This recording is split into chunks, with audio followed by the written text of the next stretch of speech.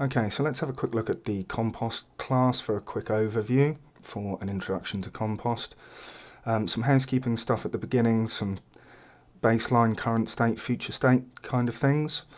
Three main sections are what is Compost, details about Compost, and Compost how to. Within the what is Compost section to start with, we'll run through some definitions so we're all on the same page, a little history, brief history of compost, and why we would want to compost in the first place.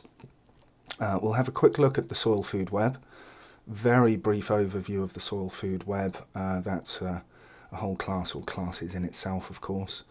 And then when we get into compost details, some interesting stuff to run through about a little bit more detail about what it is, a bit of a deeper dive, the bacteria, fungi, protozoa, nematodes, arthropods that are contained within it, and then earthworms, hopefully, if we're doing the right thing.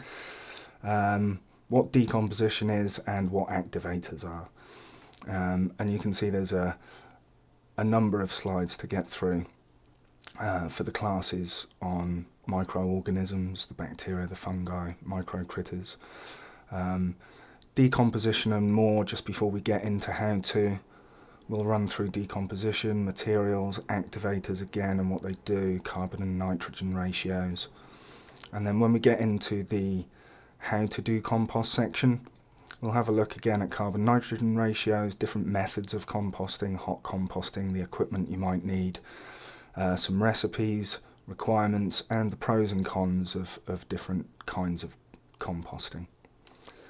And then towards the end we've got concerns, problems and issues, what might happen in your compost pile and what to do to remedy that.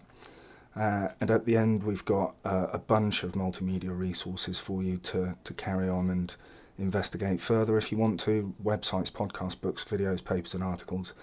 There's a lot of stuff in there that you can either get free online on things like YouTube, or you can order books from your favourite bookstore or in the high street.